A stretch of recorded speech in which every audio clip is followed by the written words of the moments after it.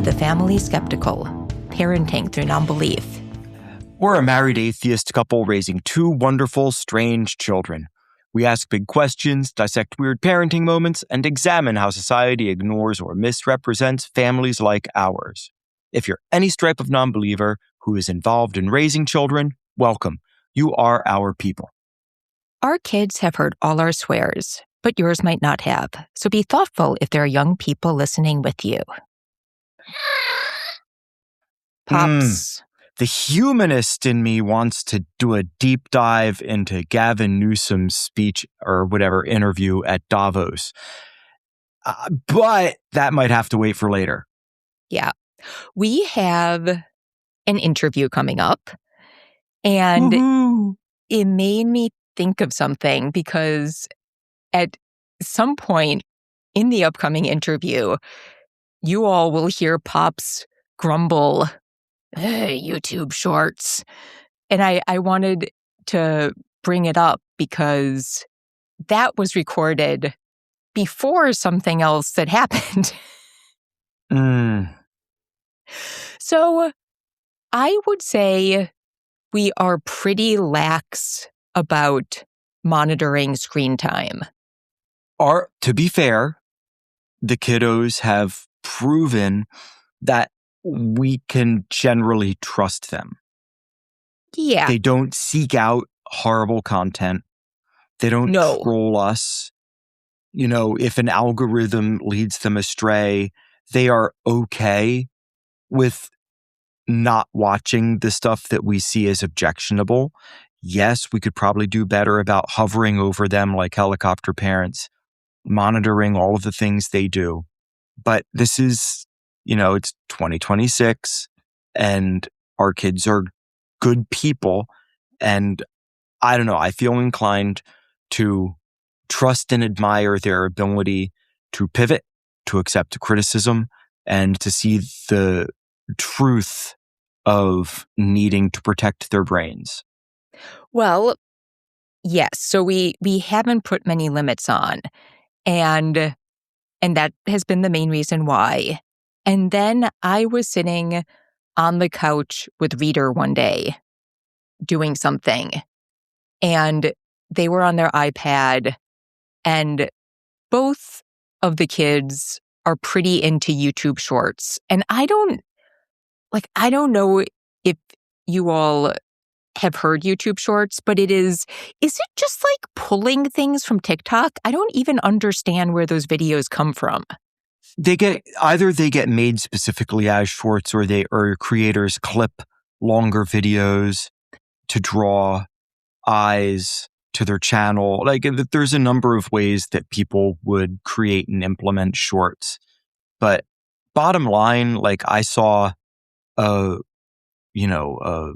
study that was done about the damage that can happen to a kid's cognition, especially children where their brains are still growing, from that short form content. That's a constant dopamine hit. It's just scattered. And so it is hard to explain just how gnawing these videos are. Like, yeah. It's little bursts, and then they'll also do this thing where they'll like speed up the voices in them to fit them into the short format. And it's always like talking about one thing over images of something else. I mean, it is. It's like somebody is frying an egg and the screen is split between the person frying an egg and then talking about their divorce or so. It's just weird postmodern late stage capitalism stuff. It's very weird. So I feel very old talking about it this way because I'm sure that like our kids are not alone and that plenty of young people like digest and consume this nonsense. Oh yeah. But so I was sitting on the couch and it was just starting to like gnaw into my consciousness. Oh no. And I was like, I can't, like, what is this noise? And then I was like listening to a couple of the videos. And so it would be like an image of somebody like cutting a sponge in half. And then a couple of the like speeded up voices were talking about kids' memories of being abused. And it wasn't super graphic. Like it was not graphic, but it was like, then I knew something was wrong. And so at that point, I had a short conversation with Reader and just asked, like, is that what those videos were about? And they said yes. And I said, and I just let them know at that point that, like, obviously it's important to know that child abuse happens, but that I wasn't sure if I felt super comfortable with, like, that being the best medium for it. Oh, I don't. I think it's 100%. And hard pass. I just had to think about it. And then there was the And I think I saw like this was happening in like our family zeitgeist, because I, apropos of not this, was exposed to the study or whatever, like the medical survey about. Okay. It was not related. It wasn't like this happened and then I sought out the information. This bubbled up in my life independently of you experiencing that with Reader. Amazing. And then there was the terrible murder of Renee Good. And it just occurred to me that, like, they are online and in a longer video, if they're watching like a YouTube channel, it is, because that footage was everywhere, right? Right. And I talked to the kids about it and I let them know that, like, it's really good that the footage exists because it lets us see that the government is lying about what happened, but that I didn't think they needed to watch that. And if, like, if they knew that that was coming up, they should not watch it and they should move away from it because we needed the information, but they do not need to see somebody actually killed. And I just couldn't get it out of my head because I'm like, if it's a longer video, it's much more likely that somebody's going to set up what's coming up. Right. Where they can move away from it. With the short form, it can just like pop up. Right. And so I just couldn't stop thinking about it. And we talked about it. And so we've like nixed YouTube shorts in the house. And I just have to say, I am so proud of the kids. Yeah, because they were watching them a lot. Yeah. And now they're proud of watching longer stuff. And it's interesting how their interests have bubbled up again. Like they want to both help in the kitchen more because they're watching like cooking videos more often.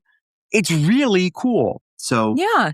And that first morning after we made the rule, I came down and Reader was watching shorts and I was just like, hey, I know it's hard to remember, just a heads up. We're not, switch to something long form. And they were like, yeah, thanks. Thanks for the reminder. And since then, I mean, Reader is in their room. So there's like a chance that we're just like missing it. But I think for the most part. Should put an app tracker on their iPad. Well, in their room, it's on their computer. So anyways, but I think for the most part, they've sort of been on board. And I don't know if it's really helping, but I certainly feel a lot less nervous about things. So I don't know. I just wanted to bring it up because it's like we haven't like changed the amount of screen time at all. But I feel like this change in the type of screen time, I don't know. I think it's like good. I think it's good. And they've been watching a bit more anime. All good things.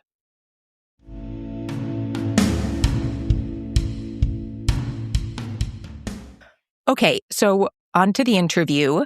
We had the pleasure of speaking with Sarah Tulien, who's executive director of the Creator Accountability Network. And usually I would like set that up a lot more, but she does a great job of it in the interview. So we're just going to go listen to that. Okay, so Sarah, thank you so much for joining us. We really appreciate it. Yeah, thank you so much for having me on. So if people have been listening to us for a while, when we were first getting credentialed with CAN, we did a big spiel about everything that you do and how awesome you are. But we might have listeners who weren't around when that happened. So could you talk a little bit about what, and I should say, CAN is the Creator Accountability Network. So can you talk a little bit about what CAN does and its mission? Yeah. So the Creator Accountability Network prevents and addresses harm through a restorative system of accountability. Our goal is to support safer and healthier community dynamics. We have a variety of different ways that we do that because we are trying to, stop bad things from happening in the first place, but then sometimes they do. So we have to have a very different system to address things. So I know we hope bad things never happen, and this is hopefully prevents it. But can you kind of talk about like the kind of situations you're trying to prevent? Mm-hmm. We started out, because we're the Creator Accountability Network, we were addressing content creators who we saw as people who have platforms, audiences, communities, and frequently places where those communities gather, whether that's online spaces or in-person spaces. And anytime that you have somebody who is at the top of the community, let's say a leader in the community around whom that community gathers, there are power dynamics at play that make it surprisingly easy to cause harm on a much larger scale than is intended. So you would see, people rocket to stardom or have suddenly a very large following in a very short amount of time and not really know quite how to handle that. You've got people who are really seeking to connect with you, people who listen to you a lot and feel like they know you very well and develop a lot of parasocial relationships. And it's difficult not to form friendships and not to form other kinds of relationships. And in those kinds of spaces, it's easy for those to go sideways as well, to, be saying inappropriate things or doing unintentionally harmful things. That behavior can cause damage to the community, and it can spread, it can grow, it can get bigger over time, and those behaviors can get worse over time. Mm. And I can imagine when that happens, like, since the creator runs the community, there's sort of nobody to reach out to do anything about it. Yeah. People who are trying to get things addressed might try to reach out directly to a creator who may or may not react well. A lot of us don't react perfectly when we're being given negative feedback or criticism or told, like, hey, something you did was wrong. So it is very common to see defensive reactions, very common to see kind of a doubling down on, no, my behavior was fine. Especially when you feel you are in the limelight and everyone is looking at you, it's quite difficult to take feedback and say, you're right, I did cause harm, I could have done that better. It is much, much easier to just deflect, deny. It's natural. It happens to people by nature. For sure. And so how does CAN help? So our goal, is to prevent harm in the first place. And we do that through a system of education and training. So any content creators who want to be credentialed with us take 2 trainings. One is on ethical content creation, and one is on harassment and abuse prevention and bystander intervention. And those go over in depth consent as a spectrum, understanding power dynamics, understanding parasocial dynamics. We have our content creators go through some, scenarios and some thought exercises to really put in their heads an understanding of what our code of conduct expects of people, where there are gray areas and how to navigate them, and the fact that no one is perfect. And if you misstep, there are also ways to help, ways to do better, ways that we can help.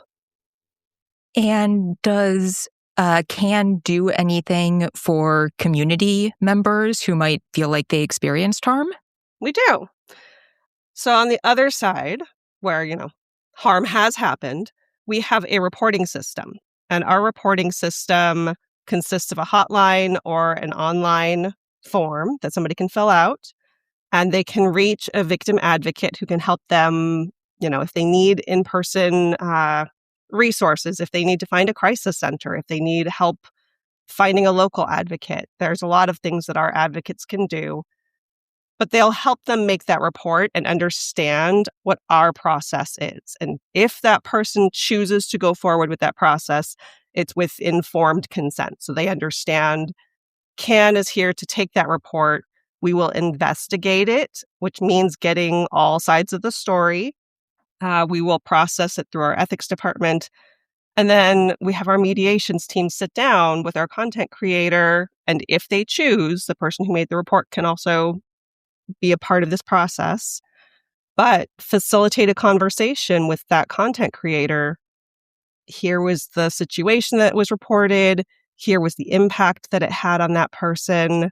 Kind of help them process and receive that feedback, and then help them identify what needs to change in my behavior, or what are some restorative actions that I could take that could help this person feel less harmed. Can I reduce the impact that this person experienced? If the goal is healthier and safer community dynamics, we want to keep the community whole as much as possible, as opposed to having communities of people that fracture and fall apart and disappear. So helping the person who was harmed feel safe and wanted and cared about so that they stay within the community, and the person who did the harm stepping up and showing the community, I care so much about not having this impact again. And here are the steps that I'm going to take to make sure that that does not happen. I think the restorative model is kind of the thing that I was most drawn into once I learned about CAN. And I had heard about it before, but not in such detail. Mm-hmm. And so I wonder if you can speak a little bit to, how you chose to use that model, and maybe give some examples of what a restorative model might look like if people are still having an issue kind of understanding what that might mean. Because I feel like it is not the model that most people use in dealing with conflict. We're used to hearing, the perpetrator had the hammer dropped on them, or they got away scot-clean, or they put on a MAGA hat like Russell Brand, or whatever it is. Like we just hear about everything other than, everybody wins and the community is strengthened as a result. That's such a rarity. Yeah. So I definitely see more than anything in the public sphere where we're having these conversations, we're so limited in what the potential outcomes can be. If somebody comes forward in a public space and they say, hey, this creator did X, Y, and Z, the audience members have limited access to information. They might process through what they've been told and come down on one side or the other. Either, okay, I got to cancel this person, or, I think this victim is flawed in some way. And there's where your community starts to schism. They either go after the person who made the report and is talking about it in public, and you see a lot of victim blaming. You see a lot of, poking holes, or was it really that bad, or kind of downplaying the harm. Are we really going to cancel this person over this? Lots of that. And that's re-traumatizing to somebody who is trying to bring forward a problem, an issue to be understood. And then you've got people who turn around and are going to attack the other side. They're going to, okay, we got to cancel this person, believe victims. And then quite often, your content creator has to respond. So they'll bring back their side of the story. Litigating things in the court of public opinion is so challenging. Anytime you bring in that other side of the story, quite often you've already lost part of that audience. They've only heard one side and they've left. Everybody who is remaining is going to have to process that information in a very different way. And there's a huge backlash towards the other person. And it's very confrontational, combative, and divisive. And, we've watched this happen time and time again, where the communities schism. And if you think about it, an audience of people for whom everybody who originally cared about the experience of the person harmed leaves, you're left with the people who didn't care about the harm that was caused and are a little bit more likely to sweep things under the rug. Your audience makeup has now changed. That community makeup has now changed. And it's a part of the process of how people move to the right, I believe, is my personal opinion, that their audience starts to change. And it starts to push them further to the right because those are the people who are supporting them. Those are the people who are more likely to say, oh, that's not that big a deal, sweep that under the rug and excuse a little bit more bad behavior. I hadn't even thought about that. So totally. That's I feel like where we started out was we saw that cycle happen over and over again. A restorative justice model is a little different. It does take the needs of both parties into account. It gets a little criticism because it is sometimes offender-centric. It takes the needs of the offender into account. It means sitting down and trying to foster understanding between both sides so that your offender understands the impact that they had, whether they thought it was a big deal or not at the time. Sitting down and, engaging with empathy is a very intentional process. Not everybody is ready to do that. Somebody who's in a defensive place is not ready to sit down and take in feedback like that. And there's no way to force somebody into it. You cannot say, Russell Brand, we're bringing some restorative justice. Russell Brand has to understand that model and what its goals are and come to the table and sit down and take in the harm that he has caused and be very transparent about what the actions have been, what the harm has been, et cetera, with the goal of both offering some restorative actions to the people harmed and changing the behavior completely so that it is no longer having that impact on people.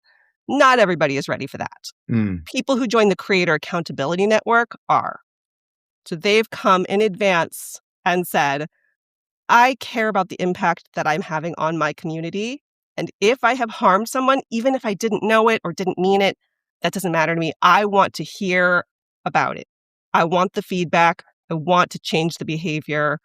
I want to know, and I want to help the person who feels harmed feel like they are cared about, understood, wanted here in this community, and that we're going to operate within the moral boundaries, the values of our community. And can you give one or two examples of what a restorative act would be in a situation? Every situation is different. I'll say that first. So every person who comes with harm has different needs or different wants. For some people, it's enough just to know that the content creator or the person who caused the harm understands the harm that was caused and acknowledges it. For a lot of people, that is the primary thing that is healing for them, is having their experience and impact understood and validated. So that can be one, just a statement of understanding. Oftentimes, that's the beginning of an apology also, a statement of remorse or regret, a statement of, here's how, I intend to change my behavior for the future. So those are conversational, small, private. But, if your harm was large, let's say on a platform, you shared some harmful misinformation, let's say. It has spread to tens of thousands of people. The restorative action for that is quite different. You need to restore to those same people. So you need to share perhaps corrective information, education that you've learned on how to recognize good sources, understanding of where that misinformation came from, and an apology to that community, helping your community understand the impact or harm of that misinformation. So depending on the action that caused the harm, your restorative actions should match and meet the needs that were caused by the harm. Does that make sense? Absolutely. Yeah, totally. Let's see. I know, though, that your work has expanded beyond just working with content creators, and that you also are looking to do even more this year. So could you talk a little bit about what you do outside of just like this world of content creation and what you're sort of looking to do more of in the future? Yeah. So although we came from content creator communities, it very quickly became apparent that we can use the same model to help most communities that have any sort of meetings in any spaces. So we are credentialing organizations now. And there's a difference in how we're being received from content creators versus community organizers. So community organizers, if you think about it, they might be, if you guys know Sunday Assembly or Triangle Free Thought. Oh, I don't know Triangle Free Thought, but Sunday Assembly I've heard of. A lot of conventions, live events, kind of places. Oasis. What's their name? I totally forgot it. I'm so sorry. I did not come prepared with a list of people. But there's a lot of... Shame on you. I'm so sorry. I'm a bad secular community member. There's a lot of great communities out there that try to host gatherings. They try to get together maybe once a month, bring in a speaker, do some singing, like foster connection, foster communities. And anytime you have a community, you have the exact same community dynamic issues that everywhere else has. So, you've got conventions that are happening. American Atheists runs a convention. Right. There's NanoCon. There's, Recovering from Religion has been talking to us a bit. There's a lot of places. Did you do BajaCon? I haven't done BajaCon. Okay. I'm actually an introvert who didn't go to a lot of these things. I hear you on that. It took a lot for us to go to the American Atheist Convention. Yeah. What was that, 2 years ago? 2 years ago? Who knows? What is time? What is time? That's so good. I was very shy, so I didn't go to a lot of things until, more recently, where it was like very necessary that I do so. But any community that exists has the same stories. They're just different people taking the places within those stories. Everybody's got stories of drama that unfolded. And whether it was, we had some bad actors who were being predatory, or there was a misunderstanding that blew up and people took sides and it got ugly, the communities really hurt from them. People don't have a lot of bandwidth for stress and drama, and a lot of people shy away from it. They step away. So we're working with community leaders in 2026 as well as content creators. And oftentimes that means we are credentialing board members, executive directors, senior staff, and then giving those people those trainings on, again, like ethical content creation. If you have a platform, if you are bringing people together and you're bringing in speakers, you have a platform. That is content creation. How do we do that ethically? How do we make ethical choices in, those kinds of spaces? Who do we need to be mindful of when we're platforming people? Harassment and abuse prevention is so relevant to somebody who is running a community, because they are in the hot seat of having to manage a code of conduct, boundaries for their communities. And that's hard to do. And oftentimes they're not trained to do it. So we give trainings on that front, both to offer kind of a neutral third party to hold them accountable. So if somebody at the top, someone in your leadership is doing something inappropriate or crossing boundaries in some way, we can help hold them accountable. But we can also give them some guidance on how to hold their own members accountable for within their space. All the issues that CAN is dealing with and addressing, they also have to address. They have to be sort of the accountability network for their community, if that makes sense. Sure. Yeah. So partnering with us gives them also support on that front. We do a lot of ethical, what's the word I'm thinking of? Consulting. A lot of ethical consulting. Somebody just came to me with this issue. What do we do? How do we have this conversation? How do we appropriately make sure that we have investigated everything? how do we balance the needs of these people? We're helping them do that within their communities. So it's big. It's been received very positively.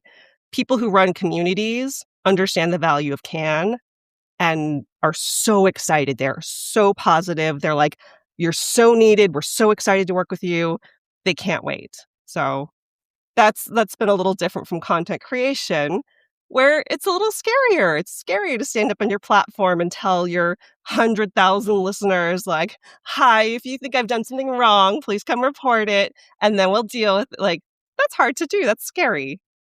Yeah. I mean, I think we can't even take credit because we have a very small listening audience. And so it's like when you're still in a bubble of people who you feel pretty certain are there because, it's just, I've seen, wider communities, it gets so much more complex, right? So we were able to say yes at a time when it was frankly easier. Yes, it is easier when you're a smaller creator because you're like, I don't do anything wrong. This is going to be easy. Well, I don't know about that, but I think it's, I think the wider your audience, the more you have people joining for a whole host of reasons, right? And so you're just going to get a broader variety of reactions. So, I mean, I'm just thinking your work with orgs, there's a speaker series close to us, and they recently invited somebody from a very right-wing religious group that has pushed for a lot of bad legislation in the state to come and speak. And they got a huge amount of pushback. And I was like, should I be one of the people who calls and complains? And it was such an interesting thing because I was like, well, I didn't, because what the group is saying is that it's a forum for different ideas and we should know how these people are thinking. And I was like, I don't know that group well enough to know if they're going to push back on those people when they're there or not. You know what I mean? Yeah, there are just so many hard ethical decisions. And to the point where I was like, I don't even know if I should complain. I hate this group. I don't want them to be active. I don't want them success in anything they do. But it was the Boy Scouts of America, by the way. It was not. It was not. I'm sorry. But I can, it's, yeah. And building community is so hard. So it's great people have really seen the what you bring. I mean, I can, especially as small orgs, just to have that backup and support. Yeah, and CAN is an organization that loves nuance. We love to help people navigate the gray between the black and the white. So the organization that you just mentioned, who we know nothing about, every community has to kind of decide for themselves, what are our values? What are we here for? What's our goal? What's our purpose? Their purpose, it sounds like, might be to bring in people from wildly different sides of a political spectrum or an issue to talk about their stuff. So you might get some people who are terribly harmful up there talking about their belief systems or their actions that they've taken or whatever else it is. And whereas that might be horribly inappropriate in some communities, this community might say, this is literally what we're here for. And so there's a very important conversation happening amongst that community. Who do we want to platform? Who do we want to hear from? What are the impacts of platforming these people? And CAN is not here to shut down that conversation. We're here to help the people at the top receive the feedback and navigate it without the defensive reactions that come with it and some of the schisming that happens afterwards. Yeah. I know you spoke about content creators being a little bit more cautious or worried about working with you. And without giving specifics or calling anybody out, I didn't know if there were any questions that you have to answer a lot that people are specifically worried about, just if anybody's listening who's thinking about doing it and might have concerns. Yeah. No, I don't need to call anybody out because these are very natural questions to have that every content creator should be asking. it's easy to think, oh, am I signing up for someone who's going to censor me? Am I suddenly going to be given a list of words that I can't use or things that I can't say, people I can't work with? Like, those are natural questions to have. If you're in content creation, freedom is so important. And frankly, the freedom to make mistakes is very important to have. You just don't really have an opportunity to grow if you are too scared to make mistakes that you don't push yourself a little bit. Especially a lot of content creators are comedians, or they're in transgressive spaces. They're talking about issues that are still, the narrative around those is still developing. They might be trying to share information from a marginalized community that has multiple points of view within that community. Whatever it happens to be, one of CAN's primary values is liberty amongst our content creators, because we recognize you cannot really functionally be in those spaces if you are being muzzled in some strange ways. So the way that we do it, the reason we even monitor content at all or have a place to report content, we call it the Alex Jones problem.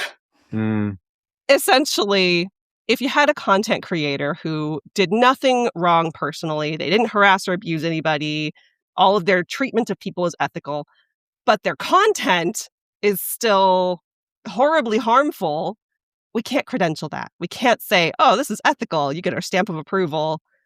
We have to have red lines. We have to say, here are the boundaries. Here are the standards. If you want to belong to CAN, you have to operate within these boundaries.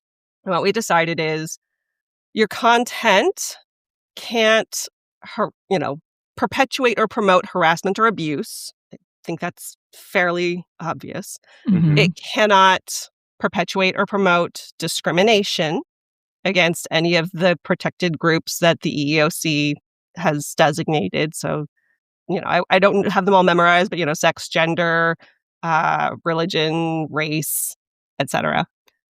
And you can't perpetuate or promote disinformation. So we all say things that are wrong sometimes, but we don't want to say things that are wrong, right? We don't want to share misinformation. If we learn that it's misinformation or disinformation, we would like to hear about it so we can correct it and then be right. For the most part. At right? least for anybody you'd want to work with. I mean, that's why we credential people who want to, not share disinformation. This is how we get to set our standards, our boundaries, so that we're not, credentialing anti-vaxxer content, let's say, anti-science kind of stuff. That's where we draw our boundaries. So people who want to be credentialed and use our system are also committed to those values. And we can stand behind the work that they do, even if it is transgressive, even if it sometimes offends people. And did that answer your question, by the way? I tend to talk so much that I kind of end up in a different place. You were asking, what do content creators commonly, what are they afraid of? Yeah. So that's one thing. Am I going to be essentially watched all the time and have all my mistakes, rubbed in my face? And no, we don't monitor anyone's content. It is a community reporting system. If your community says, whoa, that content was way off base, they can come let us know. We'll sit down and talk with you and help you navigate it. The other things that people are worried about are, if somebody thinks that I have done something wrong, is this going to come back to bite me, basically? Am I going to suffer some kind of huge blow to my reputation? So I'll just say, CAN does not make any statements whatsoever on any of the work that we do. We are not going to go on our platform and say, so-and-so didn't respond appropriately to blah, blah, blah. So that's a fear people have. And then I think the last fear I hear the most is, what about false reporting? Especially if you've got a giant audience, you've got enemies, you've got people who hate you. What if they come and tell you I did something that I just didn't do? To which I say, we have a team of professional investigators who will sit down and take literally all the sides, including our content creators, and any physical evidence that there is, things like that. And the worst thing that's going to happen is that we're going to sit down and have a conversation about it afterwards. So the stakes are so low for someone to come and lie. It's not a mechanism they can use to bring you down. It's not a mechanism that they can use to come and cause you harm. Okay. It's a chance for you to get to like clear the air and give us all the history of this person. Yeah, here's the 20 emails that person sent me before they made this report, wherein they like told me, that they were going to burn my house to the ground. And so it's a place where you can get that out. That's not, again, a Facebook group or a Discord server or wherever else these kinds of things tend to blow up. And then on the other side, I'm wondering if you've heard any feedback from anybody who has needed to report about fears they might have. Like, I don't know if people are worried that first conversation when they call you guys is going to be scary. Yeah. Or, just like if there's anything that you can let people know. Or I can even imagine, like, should I even report this? Is it no big deal? Like, I feel like people who are thoughtful might be double thinking if they're overreacting or those kind of things. We get reports like that all the time. We try to make it clear on our website that if you think something unethical has happened, go ahead and report it. Like, again, because the consequences are not harmful or severe, because it's not going to result in harm to the person, it's going to result in a conversation. Maybe they just need to know that they made you feel uncomfortable. What we're trying to do is lower the barrier to reporting so that, everybody, especially like even victims of really harmful things, has a tendency to talk themselves out of it, downplay it, minimize their own experience. Mm-hmm. That is one of the reasons that we have credentialed victim advocates answering our hotline. They're trained to have those conversations, and all they're going to do is listen and help you process and empower you to make your own decisions. And it's validating. It's validating to get to sit and talk about something. And our system is something where there's no, bar or threshold to reporting. It's not like, oh, it has to be this harmful. It has to be X, Y, and Z harmful for you to make a report. If you are just giving feedback, like, that wasn't great, it didn't make me feel great, I was a little uncomfortable, you can give that feedback. And we will help that person understand, whether it's big or small. We can say, like, this person was very clear that, it wasn't a huge thing, but it did make them uncomfortable, and they were brave enough and kind enough to share that so that that person can be aware of it and kind of change the behavior for the future. So we've gotten plenty of people who are nervous or unsure. Is this a big enough deal? I don't really know, but maybe this person would like this feedback. That's a perfectly acceptable use of our system. That's amazing to hear, because that would definitely be me. I don't know, but like, I do want to make sure. Yeah, I want to make sure I say one other thing, though, because one other fear for reporting something like this is, will the person know that I reported them? Ooh, yes. That's a big fear, and I want to be very transparent. In a system like this, you can't really anonymously report, because we are going to sit down and talk with our credentialed creator, and they're probably going to know, who was on the other side of that exchange. Mm-hmm. So chances are very good that they will know, but our job is to sit down and have a conversation so that they understand why it was reported, right? And that they deal with it appropriately. I will also say every credentialed creator in our system has signed an agreement to not retaliate against anyone for making a report. Yeah. That is not to say that they can't respond to, any public allegations that get made, or that they can't, let's say it becomes a lawsuit or something, like they can still participate in the legal system. They can still do what they need to do, but they cannot retaliate against somebody just for making a report. Those are grounds for decredentialing. We don't want somebody on our rosters who's going to go after you because you told us your experience. So that is the protection that we are able to give, and make it safer to come and let us know about something. And, it's brave to let us know that something happened. It helps hold that person accountable for future behavior. if you've reported, hey, this instance of behavior, and then they continue to do it with other people, it's documented. There's records of this has been an issue multiple times now in a way that just doesn't happen when things are not documented and recorded. So you can catch bad behavior much earlier that way.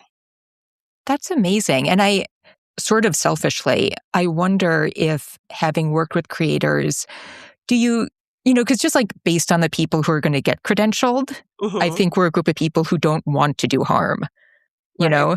So I didn't know if there's an area that you like more frequently see blind spots where people who are trying not to do harm may be doing harm without realizing. Yeah. In live spaces where you're in person, a lot of times it accompanies substance use. So when you are drinking together, your inhibitions are lowered and you're making friends and you're making connections, and people will misstep a lot more and they're a lot less aware of the impact of their behaviors. So part of our training does help people be aware of power dynamics and how alcohol or how substance use can cause blind spots or interfere. Because content creators are still part of the community. They still want to make friends and they still want to be able to be happy and hang out with everybody. And a lot of people form relationships within those communities. So it's important to know, like, CAN is not telling you can't form relationships with your community. We're here to help you do it ethically and be aware of where you need to be more careful and take more caution and take more care to keep people safe. Other blind spots. Maybe I'll have to come back to that one. Nothing else jumps to mind. It's always substance abuse, I feel like, that causes the most profound missteps and harms. Yeah. And I mean, interpersonally, but, even like before we started recording, like I can't tell you how many times after Pops and I have recorded, I cut a whole, I'm like, I can't believe I said that. And I just like cut a section out. I'm like, I don't think that was a good take. It's got to go. I'm so glad you said that. And you're like, right. You can't do that in live. I'm like, even beyond like interacting with somebody one-on-one, like live presentations or, just when you're having conversations with like a group of people around a bar, like you can't take it back, which is probably why I'm an introvert and I find those situations so terrifying. But people it's just step in harder it all the time and, live streams or in stuff that's not edited. And so, again, important to understand, like, all of our creators have to just acknowledge we're not perfect human beings. And CAN is not the organization that is only for perfect human beings. Every single person on there could put a foot in their mouth horribly. And maybe they know it and they correct it in the moment. And maybe they miss it entirely and somebody points it out to them later and they go, crap. And then they have to come back later and be like, hey guys, I put my foot in my mouth. I said this thing and I want to make sure that you know that that is not a thing that should be said. Totally. And, something important to know about restorative justice, it does not mean that everybody has to forgive you. It doesn't at all. Like, you are responsible for your actions. You can step up and take accountability and apologize. I won't do this again. I'm learning. Nobody has to forgive you. People in the audience can still choose not to listen to you. They might say, this person doesn't have the right perspective for me. This person doesn't know what I like my content creators to know. That's okay. Like, our audiences kind of self-select for who likes your personality, who likes your content, who likes your perspective. But that doesn't mean we don't want to try to be better. Yeah. We just had an episode about forgiveness. It's such an interesting concept. Pivoting a little bit, we were talking before about how this isn't the most common model that you see out there. And I think, as a parent, I feel like there are parts of this that we definitely, I really believe in like parents apologizing to their kids and acknowledging when they did things wrong. But I'm wondering, like having worked in this for quite a while now, are there aspects of this that you think apply to parenting or that you think, particularly as our kids get more into their sort of preteen, teenage years, I'm like, conversations get so much harder. And then also maybe things that we should be trying to teach young people since the world doesn't really, operate or have many examples of these models. Yeah. So let me give some background here. So I'm a parent. I have 3 children. My oldest is 14. My middle child is 11, and my youngest is 8 years old. I'm also a teacher and have been for 20 years. Oh, I didn't know that. I'm Amazing. a music teacher. I teach in my local public school. I teach around 600 students in this school district because of the way that our schools are set up. We travel to a new school each day. So 600 students and my kids. And for about 10 years of my career, I worked at a Montessori school that had a infant center, a preschool, and then a kindergarten through 8th grade. And I did the music program for the kindergarten through 8th grade. But you get to see so much of humanity when you do these jobs. Yeah. Being a teacher made me a better parent. Being a parent made me a better teacher. And working with kids from all ages for such a long period of time gave me a huge understanding of the whole person. So when you are a parent to these whole people and you are raising them from seedlings all the way up till hopefully adulthood, you get to go through so many fun stages. And their needs change so dramatically, and you're just trying to adapt to them every single day. So coming back to the concept of restorative justice, viewing your family as a community in which you have values and you have boundaries and you're trying to help your kids understand how to operate within those values. How do they look when we are interacting with our siblings? How do they look when we're interacting with our peers, with other adults? When nobody is watching, those conversations can be very restorative justice minded. But our kids are not always ready because they don't have the physical brain matter or the developmental appropriateness. They're just not ready to really live all that stuff all at once. Yeah. So keeping it age appropriate and modeling is the way we teach our kids. So how am I going to model it to my kids? Like you just said, apologizing when you are wrong, taking restorative actions yourself for your kid. When you notice that your kid is hurt by, whether it was reasonable or not for them to be hurt, they're hurt. Addressing it, caring that harm was caused, whether it was reasonable or not.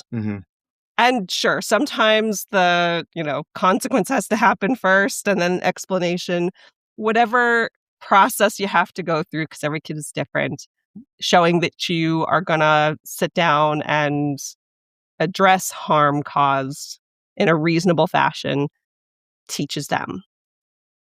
I'm going to end with I think the trickiest, the most intense question I've ever asked anybody in an interview, which I don't have an answer for, but I'm just throwing it out there.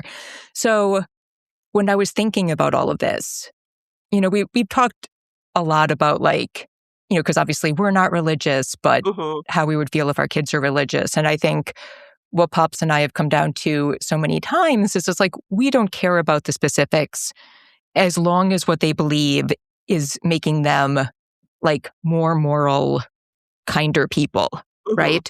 And I think the only thing that I get scared of are belief systems where I feel and I've seen it happen with people I know where I feel it makes them less kind, less ethical people.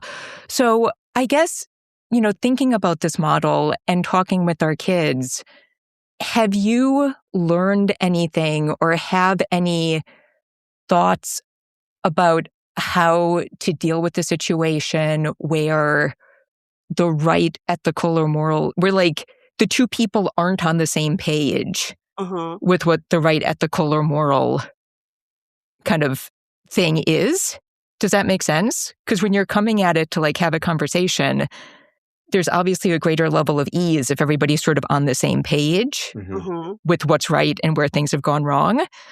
But when people come at it with like on slightly different pages, do you have any advice for like, not how to solve it, but like how to make those conversations more manageable?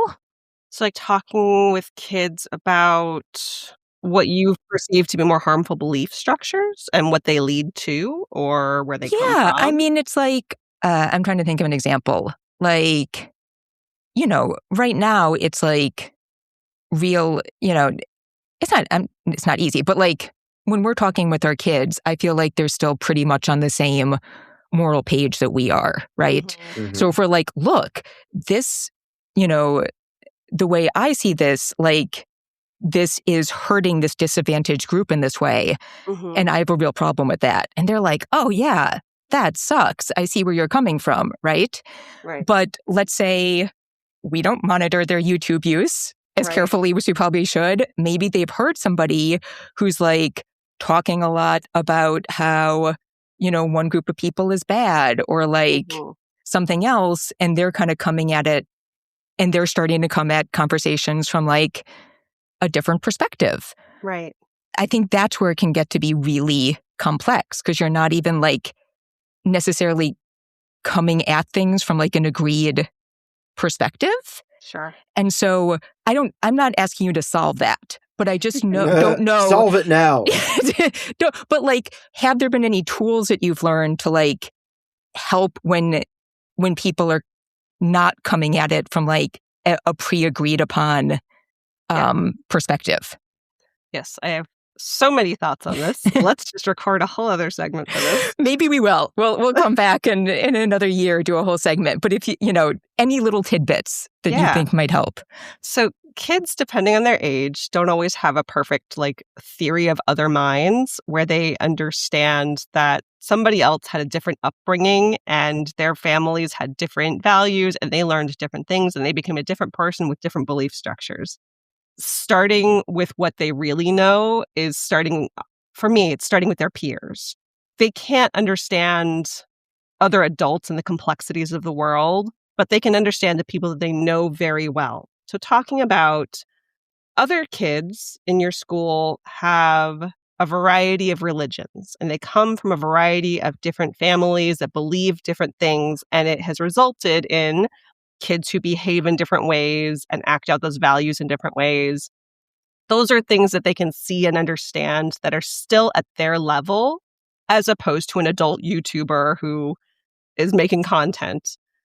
Stepping from there, so it's the teacher in me, I got a scaffold, right? Helping them understand that people have totally different sets of facts, sets of information, understanding about how the world works is important to understanding how they came to a different conclusion from our family.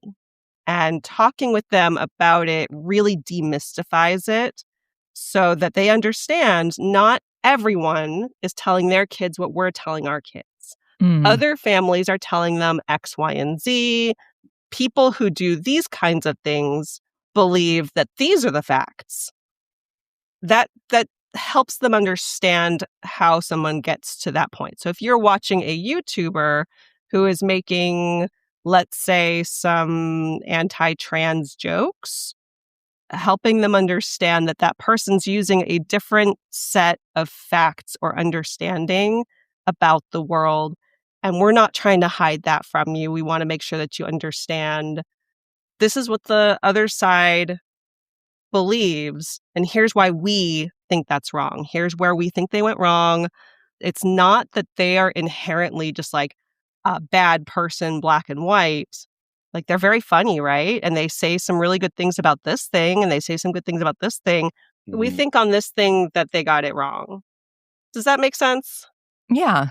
Is that helpful? Yeah, I think so. I mean, I think... Because as they go through, like, they'll find more and more and more YouTubers. You can't possibly keep up with all of it. No. Understanding that different people have different sets of facts and perspectives, they'll understand that for more people. They'll apply it to more people.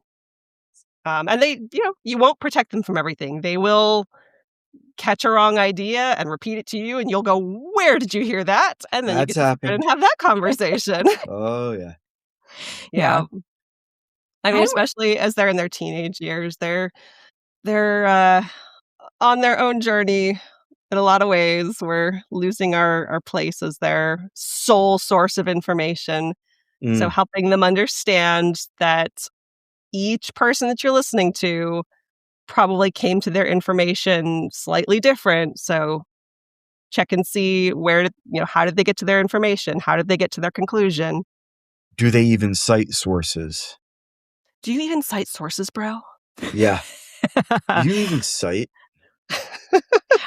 I have to say, like, as much as that's my fear, like, I can't wait until they're taking in so much information that they can start calling us out. Mm-hmm. That to me is like, then I'll be like, yes. Yeah. We've done it. It's going to be about AI. Agreed. It's going to be about... No, it's true. It's true. Like, I think one of the hallmarks of good parenting is when your children start to outpace your ability to do the things that you've been, instilling in them.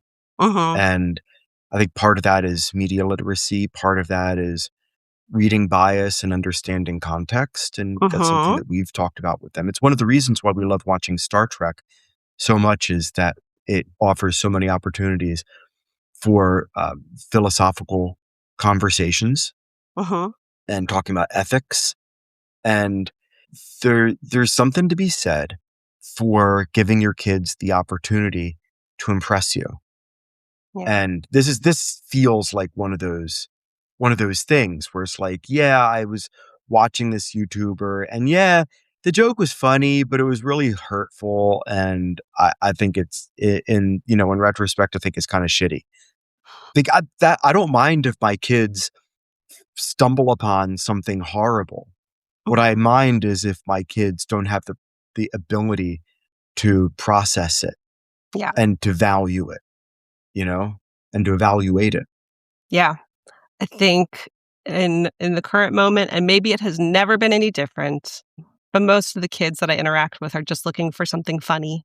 And if it's funny, they don't care about much else about it. Yeah. It's a good way to get YouTube. It's a good way to indoctrinate them. It's a good way to spread ideas and mind viruses a little bit. Is if it's funny, then they'll like it and they'll repeat it, and they're not thinking too carefully about it. So if they hear something outrageous and they just think, oh, that's outrageous, and it sticks out in their heads, and then they start referencing it in conversation, then all of a sudden it becomes part of their belief structure. Yeah. Whether or not it's true. Parenting is not easy. No. It's just getting harder. It's just getting harder. Yeah. Remember when they were little? Yeah. Remember when we didn't have to worry about so much of this? Oh. And their heads smell amazing, and now their heads smell like must and mushrooms. Oh, speaking about parenting being hard, the other day, we realized that Jaeger had been out of shampoo for we don't know how long. Yup. Apparently, I don't think he told me. He claims he told me. And then just decided he never had to tell us again. Once was enough, and you fail. And so he's just not going to use shampoo until... So we're like, oh, okay. We should probably get you some shampoo, huh? I have been there. They don't tell me that they're out of conditioner for weeks on end. They're just like, oh, well, just this is my life. But one time I purchased shampoo and conditioner, and the bottle caps have the pump, but these pumps lock if they're turned the wrong way. Yep. And my kids couldn't figure out how to use them, how to unlock them, and they didn't tell me. And it wasn't until I noticed, your hair is so disgusting. What's going on? And they're like, oh, I just haven't used any shampoo or conditioner since you bought that new bottle. And I'm like, that was so Thanksgiving, long ago. 2024. It's weird. That is so... Okay, I'm glad we're not alone, because I was just like, what is happening? Not alone. Okay, we're close to time. The final thing I wanted to bring up, I know Can just went through like a big fundraise for the start of the year. Mm-hmm. I don't know how that went, and also how people can continue to support you. So we raised about close to $10,000. Good job. Yeah, wonderful, and thank you so much to everybody who donated. Surprisingly, nonprofits are expensive to run. So, Yes. although my background is being a music teacher and a community organizer, I do great with, people management. I didn't come into this going, I'm an amazing fundraiser. So that's a skill that I'm developing, and, things that I am learning are probably don't put your fundraiser in December. So learning things, we will do more. But if anybody wants to support the work that we do, we need people to connect to our work. If we're going to survive, if we're going to keep on going, if we're going to get the number of people that we need to support the amount of work that we are taking on, we need volunteers. So somebody who has extra time and spoons and cares about our mission, come volunteer with us. Especially if you are kind of like an empathetic person. I feel like with a lot of parents on the podcast, you might have people who care a lot and have that empathy component. We actually pay for people to become victim advocates. There's a national organization of victim advocates that you get credentialed with. You take a training for them. You maintain a credential, and we pay for that and have a cohort that goes through it and give you a team of advocates to practice with and to learn with. So for anybody for whom that seems interesting and like something you might want to break into, it's a very rewarding field of volunteer work. And you can do it with a lot of different programs and organizations. We're a good way to get your foot in the door. We're a great way to get started on that. So if you want to volunteer on that front, but if you have other skills and you just want to volunteer a few hours a month, come submit an application on our website. It's creatoraccountabilitynetwork.org, looking for volunteers. If you don't have time but you have money and you want to donate, $10 a month or more of like a large one-time donation, those things help tremendously because then we know how we're paying our bills each month. And then finally, like if you want to just help share the word, if you want to help spread the word, if you see something happening and you're like, oh, I actually know an organization that can help with that, share our name, help people get credentialed, help communities navigate their horrible, issues, tell your favorite content creator, hey, I know somebody who will take all your hate mail. That's kind of what we do. So yeah, any way that you can help us, because we are a network, so we have to network.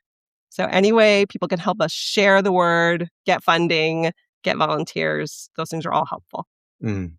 Right on. Amazing. Thank you so much, Sarah. This was thank you. Fantastic. Thank you both so much. Sure thing.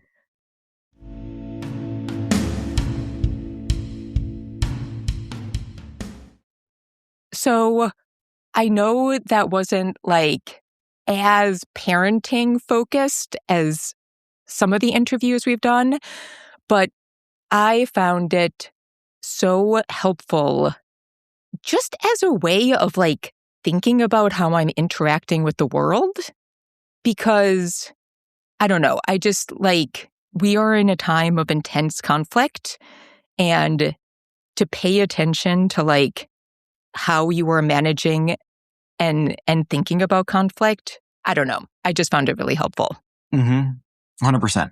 And I did want to give a little update because I mentioned the speaker series with the anti-LGBTQ group coming in that I didn't know how to handle. Yes. And that talk happened. And it was fascinating to see because like I read a lot of articles, and the big positive was I saw a lot of articles from an LGBTQIA publication in the area that I didn't know about.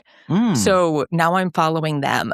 Yeah. But the long and the short of it was, one, it was an amazing opportunity to see support in our community, because while the talk happened, tons of people came to stand outside and they made like a line of rainbow umbrellas down the block. And people were there as a counterpoint. Some people threw fake blood on the building. That is also peaceful and not hurting anybody. So I think like one person wasn't arrested but was removed by police. And I sort of get both responses. I think it's like a nice spread of response from the community. And the responses to the actual talk were mixed. So it was the head of the place where the talk happened sort of leading the discussion. And apparently there was some pushback from him and some pushback from audience members, but probably not enough. And they did never bring up that the group is considered a hate group, which I believe the organization said they would bring up, and it wasn't brought up. Oh, that's too bad. I would have raised my hand. My autistic brain, I would have been like, no. What do you think about this labeling that you've gotten? Discuss. And I think the best critique was from that publication I was talking about that said the real issue was they should have brought in a different moderator because having the head of the club ask the questions. True. You should have had somebody totally neutral. Well, who didn't and also, have like skin in the game, who could push back more without that being seen as like the position of the organization. Sure. Yeah. No, 100%. So I think, I don't know if I should have protested. If I hadn't had to work, I definitely would have wanted to be there with the people in solidarity with the LGBTQI community. But yeah, it was just an interesting time to like think about a full response from the community. So that's the update on that. Anyway, this is run long anyway. We have to thank Jonathan Zalbin and First Frame Music for the podcast. And that wraps up this episode of The Family Skeptical, where nothing is sacred except for our kids.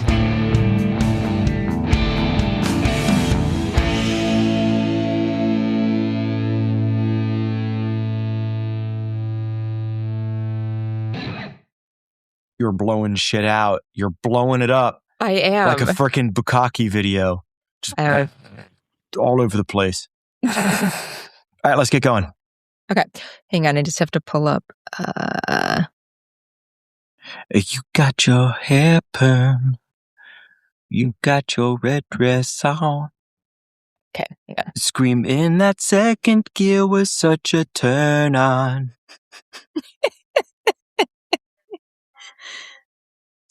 Ready? Who taught you those new tricks? Damn, I shouldn't start that talk.